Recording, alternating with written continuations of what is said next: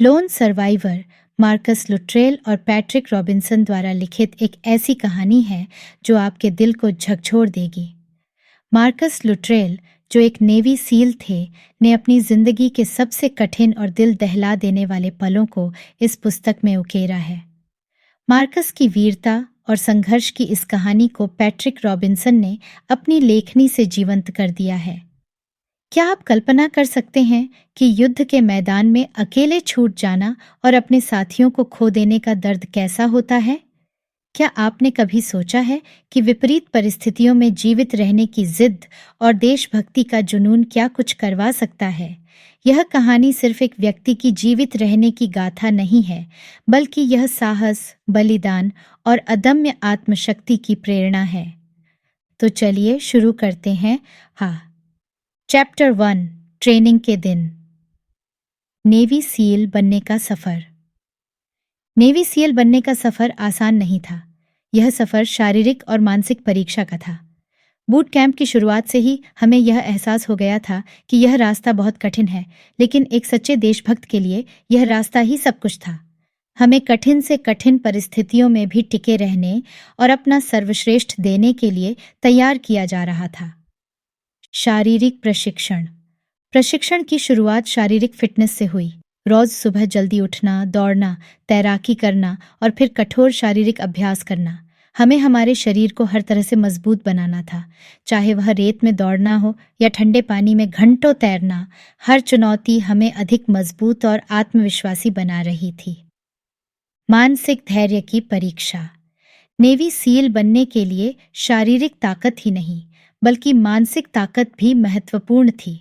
हमारे प्रशिक्षकों ने हमें मानसिक धैर्य की कठिनतम परीक्षाओं से गुजराया। यह सब हमें यह सिखाने के लिए था कि युद्ध के मैदान में मानसिक धैर्य कितना महत्वपूर्ण है।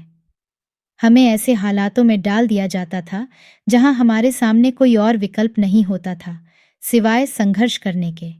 इन चुनौतियों ने हमें यह सिखाया कि हमें कभी हार नहीं माननी चाहिए, चाहे परिस्थितियां कितनी भी कठिन क्यों न हो। बुद्ध सप्ताह। सील ट्रेनिंग के सबसे कठिन हिस्से को बुद्ध सप्ताह कहा जाता है। यह वह समय था जब हमें लगातार 5 दिन और रात बिना किसी आराम के ट्रेनिंग करनी होती थी। इस दौरान हमें न केवल शारीरिक बल्कि मानसिक रूप से भी पूरी तरह से तैयार रहना होता था। हमने कई बार अपनी सीमाओं को पार किया और यही वह समय था जब हमने अपने आप को और अपने साथियों को गहराई से जाना। इस दौरान हमें यह एहसास हुआ कि एक सच्चा सील कभी अकेला नहीं होता। उसकी ताकत उसके साथियों में होती है। साथियों का सहयोग। बूट कैंप के दौरान हमने एक दूसरे के साथ कंधे से कंधा मिलाकर काम किया। हमारे बीच एक अनकही समझदारी और सहयोग था। यह सहयोग ही हमें मुश्किल समय में मजबूती देता था, चाहे वह भारी वजन उठाना हो या कठिन परिस्थितियों में टिके रहना। हमने एक दूसरे का साथ नहीं छोड़ा। हमने सीखा कि एक टीम में काम करना और एक दूसरे पर विश्वास करना कितना महत्वपूर्ण है। आखिरी परीक्षण। प्रशिक्षण के अंत में हमें एक आखिरी और सबसे कठिन परीक्षा से गुजरना पड़ा। यह परीक्षा हमारे शारीरिक और मानसिक धैर्य की आखिरी सीमा थी। इस परीक्षा में हमें हर उस चीज का सामना करना पड़ा जिसके लिए हमने पूरे बूट कैंप में तैयारी की थी। यह वह क्षण था जब हमें अपनी सभी क्षमताओं का इस्तेमाल करना था और साबित करना था कि हम सच्चे नेवी सील बनने के लायक हैं। चैप्टर 2, अफगानिस्तान की तैनाती। मिशन की शुरुआत। 2005 का साल था जब हमें अफगानिस्तान में तैनात किया गया। ऑपरेशन रेड विंग्स का उद्देश्य था तालिबान के खतरनाक नेता अहमद शाह को पकड़ना या मार गिराना। अहमद शाह की गतिविधियों से वहां की स्थिति काफी गंभीर हो चुकी थी और वह अमेरिकी सैनिकों के लिए एक बड़ा खतरा बन चुका था। इस मिशन को सफल बनाने के लिए हमें पूरी तैयारी और समझदारी से काम करना था। टीम के सदस्य। हमारी टीम में 4 लोग थे। Van Michael Murphy, team leader, जिन्हें हम प्यार से मर्फ बुलाते थे। उनकी नेतृत्व क्षमता और रणनीतिक सोच पर हमें पूरा भरोसा था। 2. मैथ्यू एक्सलसन, जिन्हें हम एक्स बुलाते थे। वह हमारी टीम के स्नाइपर थे और उनकी नजरें कभी चूकती नहीं थीं। 3. डैनी डाइट्स, जो डी के नाम से जाने जाते थे, वह हमारी टीम के कम्युनिकेशन विशेषज्ञ थे और तकनीकी मामलों में महारत रखते थे। 4. मैं, मार्कस लुट्रेल, मैंने मेडिकल ट्रेनिंग ली थी और मेरी जिम्मेदारी थी हमारे टीम के सदस्यों की स्वास्थ्य सुरक्षा का ध्यान रखना। मिशन की तैयारी। मिशन की तैयारी के दौरान हमें अफगानिस्तान के भूगोल और मौसम की चुनौतियों को समझना पड़ा। पहाड़ी इलाके और बदलता मौसम हमारे लिए बड़ी चुनौतियां थे। हमें हर स्थिति के लिए तैयार रहना था। हमने अपने सभी उपकरणों और हथियारों की जांच की और सुनिश्चित किया कि सब कुछ ठीक से काम कर रहा है। मिशन का प्रारंभ। हम हेलीकॉप्टर के माध्यम से अपनी मिशन साइट पर पहुंचे। हमारे साथियों ने हमें शुभकामनाएं दी और हम अपने लक्ष्य की ओर बढ़े। हेलीकॉप्टर के उतरते ही हमने तुरंत अपने चारों ओर की स्थिति का जायजा लिया और अपने प्लान को अमल में लाना शुरू किया। हमें हर कदम फूंक फूंक कर रखना था, क्योंकि तालिबान के लड़ाके हर जगह घात लगाकर बैठे हो सकते थे। पहाड़ों में यात्रा। हमारी यात्रा पहाड़ी इलाकों से होकर गुजरनी थी। हमें ऊंचे नीचे रास्तों और चट्टानों के बीच से गुजरते हुए अपने लक्ष्य तक पहुंचना था। इस दौरान हमें लगातार चौकन्ना रहना था और हर संदिग्ध गतिविधि पर नजर रखनी थी। हमारा हर कदम सोच समझकर उठाना पड़ता था, क्योंकि एक छोटी सी चूक भी हमारे लिए घातक साबित हो सकती थी। तालिबान की खोज। हमने अपनी यात्रा के दौरान तालिबान के ठिकानों की खोज शुरू कर दी। हमें अपने मिशन की सफलता के लिए अहमद शाह के ठिकाने की सटीक जानकारी जुटानी थी। इस दौरान हमने कई मुश्किलों का सामना किया, लेकिन हमारे हौसले बुलंद थे। हमें पता था कि हमारी छोटी सी गलती हमारे लिए भारी पड़ सकती है, इसलिए हम हर कदम सावधानी से उठा रहे थे। Chapter 3, operation red wings. Mission का प्रारंभ। ऑपरेशन रेड विंग्स की शुरुआत में सब कुछ योजना के अनुसार चल रहा था। हमारा उद्देश्य था तालिबान के ठिकाने की पहचान करना और उनके नेता अहमद शाह को खत्म करना। हमें अपने लक्ष्य को प्राप्त करने के लिए सावधानीपूर्वक आगे बढ़ना था, क्योंकि हमारी छोटी सी गलती हमारे लिए घातक साबित हो सकती थी। हमने अपनी योजना के अनुसार अपने कदम बढ़ाए और चुपचाप अपने लक्ष्य की ओर बढ़ते रहे। पहाड़ी इलाके में घात। हम पहाड़ी इलाके में गुप्त रूप से आगे बढ़ रहे थे, तभी अचानक हमें कुछ हलचल महसूस हुई। हमने तुरंत अपनी पोजीशन बदल ली और चारों ओर नजर डालने लगे। हमें अंदेशा हो गया था कि तालिबान के लड़ाके आसपास ही हैं। हमने अपनी रणनीति बदली और उन्हें घेरने की योजना बनाई। तालिबान के साथ पहली मुठभेड़। हमारी टीम ने तालिबान के लड़ाकों के ठिकाने को ढूंढ निकाला और धीरे धीरे उनके पास पहुंचे। हमें इस बात का ध्यान रखना था कि हमारी उपस्थिति का पता न चले, लेकिन नियति को कुछ और ही मंजूर था।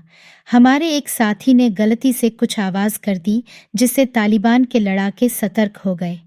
हमारे ऊपर अचानक गोलियों की बौछार होने लगी। युद्ध की शुरुआत। हमने तुरंत पोजीशन संभाली और जवाबी कार्रवाई शुरू कर दी। गोलियों की आवाज़ से पहाड़ियाँ गूंज उठीं। हमने अपनी पूरी ताकत और रणनीति के साथ तालिबान के लड़ाकों का सामना किया। यह लड़ाई हमारे जीवन की सबसे कठिन लड़ाई थी। हमने अपनी जान की बाजी लगाकर दुश्मनों का मुकाबला किया। भारी नुकसान। लड़ाई के दौरान हमारे साथी डैनी डाइट्स बुरी तरह घायल हो गए। हमें उनका इलाज करने का समय भी नहीं मिला, क्योंकि दुश्मनों की गोलियों की बारिश हो रही थी। हमने उन्हें सुरक्षित जगह पर पहुंचाने की कोशिश की, लेकिन दुश्मनों ने हमें घेर लिया था। माइकल मर्फी ने अपनी जान की परवाह किए बिना दुश्मनों का ध्यान बटाने के लिए खुद को जोखिम में डाल दिया। माइकल मर्फी का बलिदान। माइकल मर्फी ने अपने साथियों को बचाने के लिए अपनी जान की बाजी लगा दी। उन्होंने खुले में आकर अपने साथी सैनिकों को मदद के लिए रेडियो पर संदेश भेजा। इस दौरान दुश्मनों ने उन पर भीषण गोलीबारी की और वह वीरगति को प्राप्त हुए। उनका यह बलिदान हमें कभी नहीं भूलेगा। संघर्ष जारी रहा। माइकल मर्फी के बलिदान के बाद भी संघर्ष जारी रहा। हमारी टीम के सभी सदस्य बुरी तरह घायल हो चुके थे, लेकिन हमने हार नहीं मानी। मैथ्यू एक्सलसन और मैं, मार्कस लुट्रेल, अंतिम समय तक लड़ते रहे। हमें एहसास हो गया था कि हमारी स्थिति बेहद नाजुक हो चुकी है। चैप्टर 4, घात और युद्ध। तालिबान का घात। हमारी टीम के सभी सदस्य पहाड़ी इलाके में दुश्मनों से लड़ते हुए घायल हो चुके थे। हम एक सुरक्षित स्थान की तलाश में थे जहां हम कुछ देर के लिए रुककर अपनी चोटों का इलाज कर सकें, लेकिन तालिबान के लड़ाके हमारे पीछे लगे थे। उनकी संख्या अधिक थी और वे अपने इलाके से अच्छी तरह वाकिफ थे। हमें लगातार अपनी पोजीशन बदलनी पड़ रही थी ताकि दुश्मनों की नज़र से बच सकें। माइकल मर्फी का अदम्य साहस। माइकल मर्फी ने हमें कवर देने के लिए अपना जीवन दांव पर लगा दिया। वह खुले में निकलकर रेडियो पर मदद की गुहार लगाने लगे। उन्होंने जानबूझकर अपने साथियों की सुरक्षा के लिए खुद को दुश्मनों के सामने ला दिया। उनके इस साहसिक कदम ने हमें थोड़ी राहत दी, लेकिन उनकी जान चली गई। उनके बलिदान ने हमें और अधिक दृढ़ बना दिया। मैथ्यू एक्सलसन की वीरता। मैथ्यू एक्सलसन भी गंभीर रूप से घायल हो चुके थे, लेकिन उन्होंने अपने स्नाइपर राइफल से दुश्मनों का सामना करना जारी रखा। उनकी निशानेबाजी ने कई दुश्मनों को ढेर कर दिया। एक्सलसन की वीरता ने हमें थोड़ी और मोहलत दी, लेकिन वह भी अंततः वीर गति को प्राप्त हुए। उनकी वीरता और साहसिकता हमारे लिए प्रेरणा बनी। मेरा संघर्ष। अब मैं अकेला बचा था, बुरी तरह घायल और थका हुआ। मैंने अपने साथियों के बलिदान को याद किया और अपनी पूरी ताकत जुटाकर लड़ने का निर्णय लिया। मैं पहाड़ी इलाके में छुपकर दुश्मनों से बचने की कोशिश करने लगा। मेरी हर सांस भारी हो रही थी और चोटों का दर्द असहनीय था, लेकिन मुझे हर हाल में जीवित रहना था। मैंने खुद को घसीटते हुए एक सुरक्षित जगह की तलाश जारी रखी। घायल अवस्था में संघर्ष। मैंने अपने घावों को बांधने की कोशिश की और खुद को छुपाने के लिए पत्थरों और झाड़ियों का सहारा लिया। तालिबान के लड़ाके अब भी मुझे खोज रहे थे। मैं अपने शरीर की सीमाओं को पार कर चुका था, लेकिन मैंने हार मानने से इनकार कर दिया। मैंने खुद को हौसला दिया कि मुझे अपने साथियों के बलिदान का सम्मान करते हुए हर हाल में जीवित रहना है। गांव की ओर बढ़ना।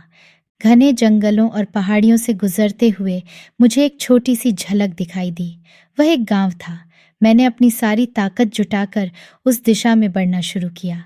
मेरी हालत बहुत खराब थी और मुझे नहीं पता था कि गांव के लोग मेरे साथ क्या करेंगे, लेकिन मेरे पास कोई और विकल्प नहीं था। मुझे हर हाल में मदद की जरूरत थी। चैप्टर 5, परिणाम। आखिरी उम्मीद। जब मैं गांव की ओर बढ़ा तो मेरी स्थिति बहुत ही नाजुक थी। मेरी चोटों से खून बह रहा था और मैं बेहद कमजोर हो चुका था। हर कदम उठाना एक संघर्ष था, लेकिन मुझे उम्मीद थी कि गांव के लोग मेरी मदद करेंगे। मुझे तालिबान से बचने के लिए हर हाल में छुपने की जरूरत थी। गांव का पहला संपर्क। गांव पहुंचने के बाद मैंने खुद को एक छोटी सी झोपड़ी के पास पाया। मेरी हालत देखकर गांव के लोग चौंक गए। उनके चेहरों पर डर और चिंता के भाव थे, लेकिन उनमें से एक व्यक्ति ने मुझे अंदर बुलाया। वह व्यक्ति गांव का मुखिया था और उसने मुझे सुरक्षा का आश्वासन दिया। गांव वालों का साहस। गांव के लोगों ने मेरी चोटों का इलाज किया और मुझे खाना पानी दिया। उन्होंने मुझे अपनी झोपड़ी में छुपाया और तालिबान के लड़ाकों से बचाने के लिए अपने जीवन को जोखिम में डाला। गांव के मुखिया का नाम गुलाब था और उसने मुझे बताया कि उनके पास पाश्तून वाली का नियम है, जो किसी भी शरणार्थी की रक्षा करने की परंपरा है। तालिबान की खोज। गुलाब और उसके गांव के लोगों ने मुझे अपने घर में छुपा लिया। तालिबान के लड़ाके गांव में आए और उन्होंने मुझे खोजने की कोशिश की, लेकिन गांव के लोग अपने वादे पर डटे रहे और मुझे बचाने के लिए तैयार रहे। तालिबान ने गांव वालों को धमकाया, लेकिन उन्होंने हार नहीं मानी और मुझे सुरक्षित रखा। गांव में छुपे रहना। गुलाब और उसके परिवार ने मुझे गांव की एक गुप्त जगह पर छुपा दिया। वे हर दिन मेरी देखभाल करते थे और मुझे सुरक्षित रखने के लिए अपने जान की परवाह नहीं करते थे। इस दौरान मैंने गांव के लोगों की मानवता और साहस का असली रूप देखा। वे जानते थे कि तालिबान के खिलाफ खड़े होने का क्या मतलब है, लेकिन उन्होंने अपने उसूलों का पालन किया। अमेरिकी सेना से संपर्क। गुलाब ने अपनी जान की परवाह किए बिना अमेरिकी सेना से संपर्क करने की योजना बनाई। उन्होंने गुप्त रूप से संदेश भेजा और मेरी स्थिति की जानकारी दी। अमेरिकी सेना ने मेरी तलाश शुरू की और गुलाब के दिए हुए निर्देशों के आधार पर मुझे खोजने की कोशिश की। बचाव अभियान। अमेरिकी सेना ने गुलाब की मदद से एक बचाव अभियान चलाया। उन्होंने तालिबान के ठिकानों पर हमला किया और गांव तक पहुंचने का रास्ता साफ किया। अंततः मुझे अमेरिकी सेना ने सुरक्षित निकाल लिया। यह मेरे लिए एक नया जीवन था और मैंने गुलाब और गांव के लोगों का धन्यवाद किया जिन्होंने मेरी जान बचाई थी। वापसी और नया जीवन। अमेरिकी सेना ने मुझे सुरक्षित वापस लाया और मैंने अपनी चोटों का इलाज कराया। मैंने अपने साथियों की यादें अपने दिल में बसाए रखी और उनके बलिदान को हमेशा के लिए याद किया। इस अनुभव ने मुझे जीवन का नया दृष्टिकोण दिया और मैं हर दिन अपने साथियों के साहस और बलिदान को सम्मान देने का प्रयास करता हूँ। चैप्टर 6। स्थानीय ग्रामीणों द्वारा बचाव। गुलाब का गांव। गुलाब और उसके परिवार ने मुझे अपने गांव में शरण दी। गुलाब एक निस्वार्थ व्यक्ति था जिसने अपनी जान की परवाह किए बिना मेरी मदद की। उसने मुझे अपने घर में छुपा लिया और मेरी चोटों का इलाज किया। गांव के बाकी लोग भी मेरे प्रति सहानुभूति रखते थे और मेरी मदद के लिए हमेशा तैयार रहते थे। पश्तूनवाली का नियम। गुलाब ने मुझे पश्तूनवाली के बारे में बताया, जो पश्तून लोगों का एक प्राचीन सांस्कृतिक नियम है। इसके अनुसार कोई भी शरणार्थी जो उनकी सुरक्षा में आता है, उसकी रक्षा करना उनका कर्तव्य होता है, चाहे उसे किसी भी कीमत पर क्यों न निभाना पड़े। इस नियम के कारण गांव वालों ने मेरी सुरक्षा के लिए अपनी जान की बाजी लगा दी। तालिबान का खतरा। तालिबान को यह पता चल गया था कि मैं उस गांव में छुपा हुआ हूँ। उन्होंने गांव पर हमला करने की धमकी दी और गांव वालों को डराने की कोशिश की, लेकिन गांव के लोगों ने अपने उसूलों पर अडिग रहते हुए मुझे सुरक्षित रखा। वे जानते थे कि तालिबान के खिलाफ खड़े होने का मतलब क्या हो सकता है, लेकिन उन्होंने अपने सिद्धांतों को नहीं छोड़ा। गुलाब का साहस। गुलाब ने न केवल मुझे छुपाने का काम किया, बल्कि उसने अमेरिकी सेना से संपर्क करने का भी साहसिक निर्णय लिया। उसने अपनी जान की परवाह किए बिना यह सुनिश्चित किया कि मेरी स्थिति की जानकारी सही तरीके से सेना तक पहुंच सके। उसने अपने गांव के कुछ विश्वास पात्र लोगों के साथ मिलकर एक योजना बनाई और संदेश भेजा। गांव के लोगों की मदद। गांव के लोगों ने मेरी देखभाल में कोई कसर नहीं छोड़ी। उन्होंने मेरी चोटों का इलाज किया और मुझे रोज़मर्रा की ज़रूरतों की चीज़ें मुहैया कराईं। वे मुझे लगातार दिलासा देते रहे और मुझे विश्वास दिलाया कि सब कुछ ठीक हो जाएगा। उनके इस साहस और सेवा भाव ने मुझे जीवन के प्रति नया दृष्टिकोण दिया। गुलाब और उसके परिवार का बलिदान। गुलाब और उसके परिवार ने मेरी सुरक्षा के लिए बहुत बड़ा जोखिम उठाया। तालिबान के बार बार हमलों और धमकियों के बावजूद उन्होंने मुझे गांव में सुरक्षित रखा।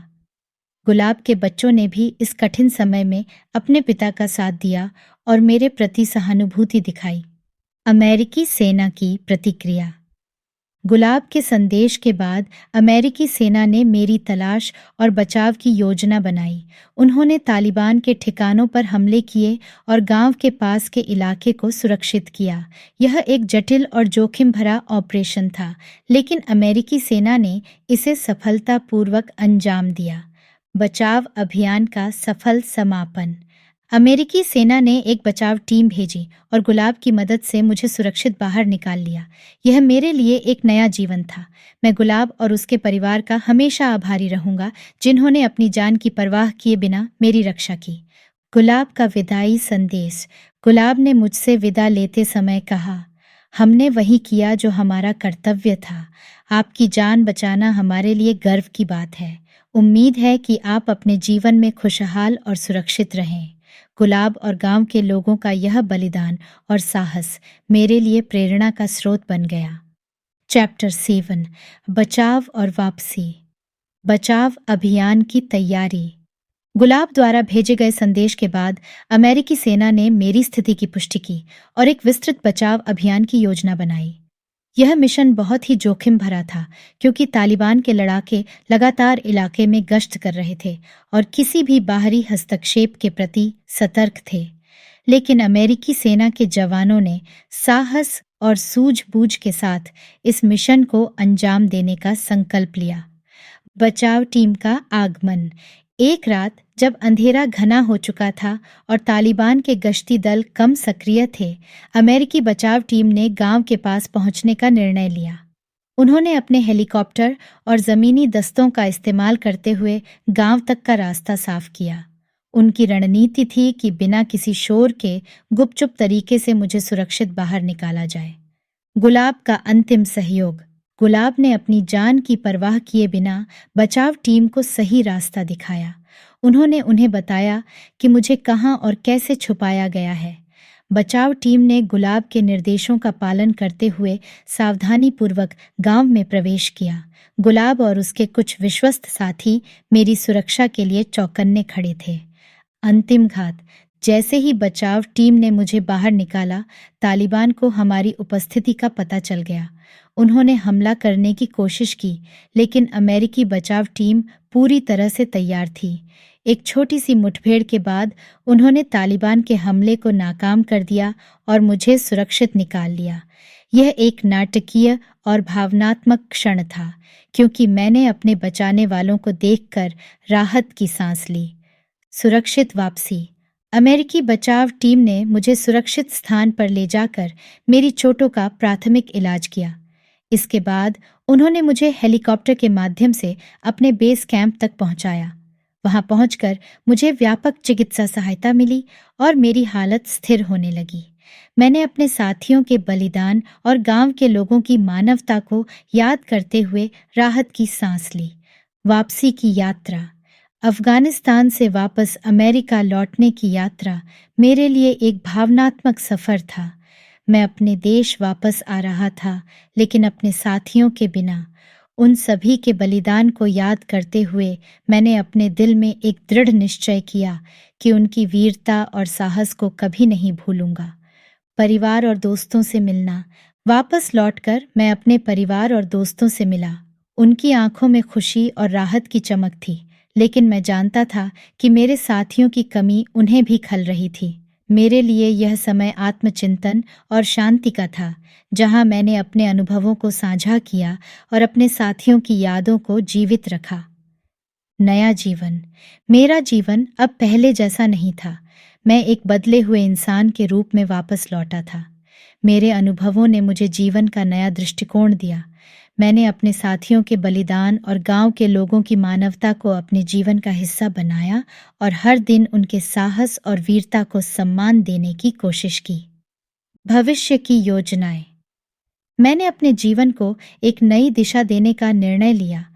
मैंने अपने अनुभवों को साझा करने और युद्ध के दर्द और वीरता की कहानियों को लोगों तक पहुंचाने का संकल्प लिया। मैंने यह भी निश्चय किया कि मैं अपने साथियों की यादों को जीवित रखने के लिए काम करता रहूंगा और उनके बलिदान को कभी नहीं भूलूंगा। चैप्टर 8। युद्ध और भाईचारे पर विचार। युद्ध के बाद के विचार। अफगानिस्तान से लौटने के बाद मेरे मन में कई विचार और भावनाएं उमड़ रहे थे। मैंने अपने साथियों को खो दिया था और उनके बलिदान ने मेरे जीवन को हमेशा के लिए बदल दिया था। मैंने युद्ध की भयावहता और वीरता दोनों को करीब से देखा था। इस अनुभव ने मुझे युद्ध की वास्तविकता को समझने और उस पर विचार करने का मौका दिया। साथियों की यादें। माइकल मर्फी, मैथ्यू एक्सलसन और डैनी डाइट्स, ये नाम मेरे दिल में हमेशा के लिए बसे हुए थे। उनके साथ बिताए हुए पल और उनके बलिदान के क्षण मेरे जीवन का एक अभिन्न हिस्सा बन गए थे। मैंने उनके साहस और वीरता को हमेशा के लिए अपने दिल में बसा लिया। उनके साथ बिताए गए समय ने मुझे सिखाया कि सच्ची दोस्ती और भाईचारा क्या होता है। भाईचारे की महत्ता। हमारी टीम के बीच का भाईचारा हमारे अस्तित्व का आधार था। हमने एक दूसरे पर पूरा विश्वास किया और अपने जीवन को एक दूसरे के हाथों में सौंप दिया। युद्ध के मैदान में यह भाईचारा ही हमें मजबूती और साहस देता था। हमने अपने साथियों के साथ जीने मरने की कसम खाई थी और उन्होंने अपनी आखिरी सांस तक इस कसम को निभाया। युद्ध की वास्तविकता। युद्ध सिर्फ बंदूकों और गोलियों की लड़ाई नहीं है, यह मानवता की परीक्षा है। यह हमें हमारे चरित्र और हमारी आत्मा की गहराई तक ले जाता है। मैंने देखा कि कैसे युद्ध न केवल सैनिकों को बल्कि उनके परिवारों और समाज को भी प्रभावित करता है। युद्ध की भयावहता और उसमें निहित वीरता ने मुझे जीवन की नश्वरता और मूल्य को समझाया। सर्वाइवल की कहानियाँ। मेरा सर्वाइवल सिर्फ मेरी ताकत का नहीं, बल्कि मेरे साथियों और गांव के लोगों की मदद और उनके बलिदान का परिणाम था। उन्होंने मुझे अपने जीवन की सबसे कठिन परिस्थितियों में जीवित रखा। ये कहानियां हमें यह सिखाती हैं कि मानवता और साहस किसी भी विपत्ति में हमें जीवित रखने का हौसला देते हैं। अफगान गांव की मानवता। गुलाब और उसके गांव के लोगों की मानवता ने मुझे गहराई से प्रभावित किया। उन्होंने अपने जीवन को जोखिम में डालकर मेरी रक्षा की। उन्होंने अपने उसूलों को निभाते हुए तालिबान के खिलाफ खड़े होकर मुझे सुरक्षित रखा। उनकी यह निस्वार्थता और साहस मेरे लिए हमेशा प्रेरणा का स्रोत रहेगी। भविष्य की दिशा। अपने अनुभवों से मैंने यह सीखा कि जीवन में सबसे महत्वपूर्ण क्या है।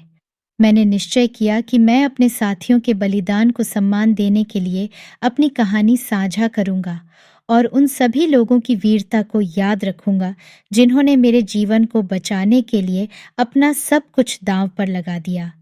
युद्ध की सीखें। युद्ध ने मुझे सिखाया कि साहस, धैर्य और भाईचारा किसी भी विपत्ति में हमें खड़े रहने की ताकत देता है। यह सिखाता है कि जीवन में छोटी छोटी चीज़ें कितनी महत्वपूर्ण हैं और हमें हर दिन का सम्मान करना चाहिए। यादगार समारोह। मैंने अपने साथियों की याद में कई समारोहों का आयोजन किया। उनकी वीरता और बलिदान को याद करते हुए मैंने उनके परिवारों के साथ मिलकर उनके योगदान को सम्मानित किया। यह समारोह हमारे लिए एक मौका था कि हम उनके बलिदान को याद रख सकें और उनकी यादों को जीवित रख सकें। ऑपरेशन रेड विंग्स की विरासत। लंबी छाया। ऑपरेशन रेड विंग्स ने मेरे जीवन पर एक लंबी छाया डाली है। यह ऑपरेशन मेरे लिए साहस, बलिदान और भाईचारे का प्रतीक बन गया है। मेरे साथियों की यादें और उनके बलिदान का सम्मान करना मेरा जीवन का उद्देश्य बन गया है। स्थायी प्रभाव। इस ऑपरेशन ने मुझे जीवन की नश्वरता और उसकी कीमत का एहसास कराया। मैंने सीखा कि हमें हर दिन को महत्व देना चाहिए और अपने प्रियजनों के साथ बिताए हर पल को संजोना चाहिए। मैंने यह भी सीखा कि साहस और धैर्य हमें किसी भी विपत्ति में खड़े रहने की ताकत देते हैं। स्मरणीय कहानियाँ। मैंने अपने अनुभवों को लोगों के साथ साझा करना शुरू किया ताकि मेरे साथियों की वीरता और हमारे संघर्ष की कहानी सब तक पहुंच सके। मैंने यह सुनिश्चित किया कि उनकी यादें और उनका बलिदान कभी न भूले जाएं। भावी पीढ़ियों के लिए प्रेरणा। मेरा उद्देश्य है कि मेरी कहानी भविष्य की पीढ़ियों के लिए प्रेरणा बने। मैंने अपने साथियों के बलिदान को एक ऐसे संदेश के रूप में प्रस्तुत किया जो साहस, धैर्य और भाईचारे की महत्वता को बताता है। यह कहानी न केवल युद्ध की भयावहता को दर्शाती है, बल्कि मानवता की जीत को भी प्रस्तुत करती है। आशा करते हैं कि यह कहानी आपको बहुत पसंद आई होगी। ऐसी और कहानियाँ सुनने के लिए जुड़े रहिए हमारे चैनल स्टोरी यूनिवर्स के साथ। धन्यवाद।